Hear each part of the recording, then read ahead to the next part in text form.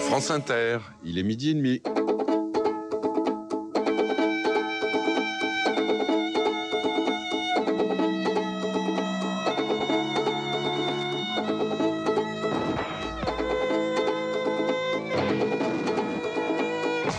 Carnet de champagne, enfin de campagne, mais je compte les jours avant de champagne.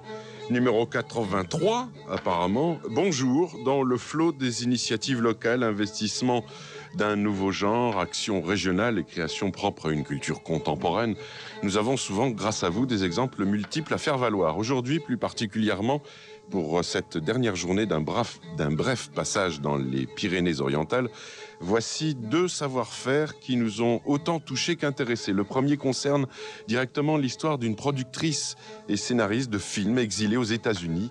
Nicole Baron-Seguin a sévi en effet sur la planète du cinéma américain en travaillant pour les mastodontes du 7e art, Universal Studios, TriStar, Disney. L'aventure que je voudrais vous conter aujourd'hui se déroule en 2002, pour les prémices, à l'occasion de la projection d'un des films scénarisés par notre productrice dans un hôpital de jour à Argelès-sur-Mer. Charles Alezra, psychiatre, est présent. Cinéma et psychiatrie vont se reconnaître ce jour-là des points communs en proposant par l'image de l'un d'ouvrir des fenêtres sur l'autre. Un atelier cinéma va voir rapidement le jour. Une écriture se dessine, des personnages, une histoire prennent corps. C'est ainsi qu'est né un film à part, Bouit, un long métrage réalisé par Nicole Baron-Seguin qui va occuper pendant 10 mois de tournage des patients en psychiatrie, le personnel hospitalier et des comédiens professionnels. Sorti en mars de cette année, Bouit poursuit sa vie de festival en festival et de salle en salle. Un nouveau film d'ailleurs pourrait prolonger la vie du premier. En attendant, nous allons appeler dans quelques secondes Gaël Roé, assistant réalisateur de cette étonnante expérience.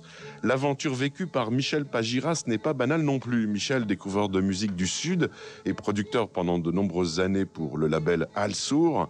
Un mauvais coup d'un distributeur, le label disparaît provisoirement et Michel reprend ses valises pour s'installer à Fourques, petit village des Alberts catalanes en pleine Pyrénées-Orientales. 6 ans plus tard, son label indépendant enregistre et produit les perles de la musique méditerranéenne, qu'elles soient jazzy ou plus ethnographiques, en allant jusqu'à la Papouasie-Nouvelle-Guinée. Donc au sommaire, Gaël et son cinéma et Michel et ses étonnantes galettes musicales. En fin de ces carnets, une autre histoire insolite, celle du plus grand four solaire du monde à Font-Romeu.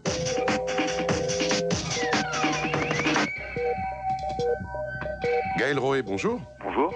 Gaël, vous êtes assistant réalisateur. Oui, j'ai été assistant réalisateur sur un long métrage donc, qui s'appelle Bouit et qui est une comédie. Bouit, donc en catalan ça signifie 8. Voilà, vite et aussi vide. Et vide également. Voilà, ça a ces deux significations. L'histoire du film Bouit est très très particulière. Elle est née il y a quelques années dans un hôpital psychiatrique de jour à Argelès. Voilà, oui, c'est ça. En fait, la réalisatrice, Nicole Baron-Seguin, était une ancienne productrice aux États-Unis, à Los Angeles notamment, où elle a produit une quinzaine de films. Et elle connaissait des personnes qui travaillaient dans l'hôpital de jour d'Argelès, à côté de Perpignan. Il y a une de ces personnes-là qui lui a dit, tiens, les patients d'hôpital de jour psychiatrique ont dit que ce qui était le plus important pour eux dans la vie, c'était l'amour et l'amitié. Et elle lui demande, est-ce que tu n'aurais pas fait un film qui parle d'amour et d'amitié? Elle dit, j'en ai un qui s'appelle Jersey Girls, que je peux diffuser, que je peux leur montrer. Je l'ai en français, donc elle leur a montré. Et à la fin du film, quand elle a commencé à dire qu'elle connaissait Tom Cruise, qu'elle connaissait des gens comme ça, le monde du cinéma, cette magie qui a intéressé de suite les patients. Et donc le docteur Charles Alezra notamment, et puis d'autres personnes de l'hôpital de jour d'Argelès et de Thuir, ont pensé que ce serait intéressant de faire un atelier cinéma pour écrire un scénario. Et c'est ce qui s'est fait, c'est comme ça qu'est né Bouit. Et puis après, le scénario étant écrit, le scénario de long métrage, il a fallu passer au tournage. C'est à ce moment-là que Nicole a constitué une équipe et que je suis arrivé sur le projet. C'est donc une écriture collective à l'origine? Voilà, c'est une écriture collective. Ce sont les patients qui ont coécrit le film avec Nicole. Nicole apportait quelques idées, chacun choisissait en quelque sorte un personnage.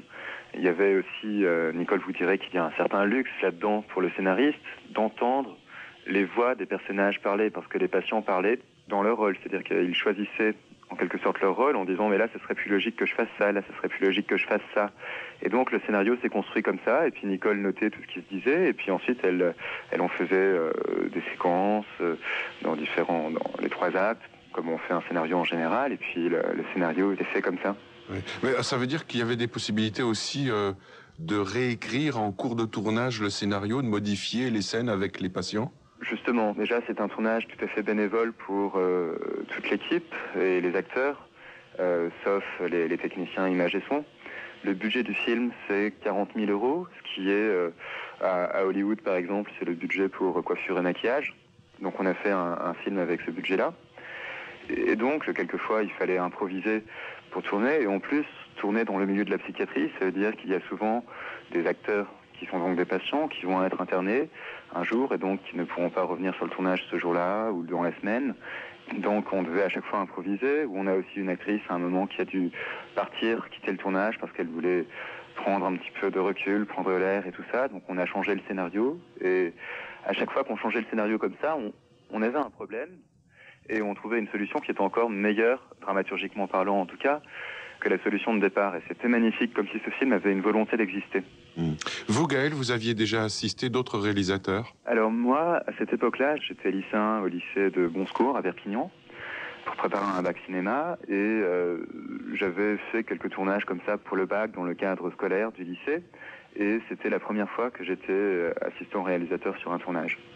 Le film est sorti au mois de mars de cette année. Voilà, le film est sorti au mois de mars, le 15 mars officiellement, et il est sorti après que le 29 novembre 2005, nous avons fait une projection dans le multiplex Méga Castillet de Perpignan avec Jacqueline Bisset qui était venue comme marraine du projet, du film. Ensuite, donc le film est sorti et on a eu une avant-première parisienne au ministère de la Santé, et c'est monsieur Xavier Bertrand qui a présenté le film. Et ensuite, le 15 mars, sortie nationale, donc à l'Épée de Bois à Paris, et puis dans d'autres salles. Moi, j'allais ce jour-là à Bagnols-sur-Cèze, dans le sud de la France, pour le présenter. On l'a sorti dans beaucoup de salles, et on continue là, depuis cette belle aventure qui est la diffusion de ce film. Ouais. Et non seulement vous continuez à défendre ce film, en plus de ça, un nouvel atelier cinéma est en cours d'installation pour un nouveau film. Oui, voilà, le Royaume des Dauphins s'appelle. Ça va être un nouveau film qui se met en place. Pour le moment, on a un synopsis qui est écrit, que Nicole a rédigé.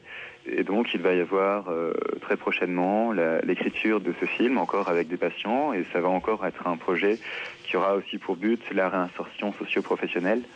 Et c'est dans ce but-là, l'aventure continue. Et c'est une très très belle histoire. Alors vous pouvez avoir des informations sur internet à l'adresse locale de l'Union nationale des amis et familles de malades psychiques. C'est l'UNAFAM. C'est unafam66.org. Merci Gaël et continuez bien. Bien, merci à vous pour la promo que vous faites. À bientôt. À bientôt. Carnet de campagne sur France Inter.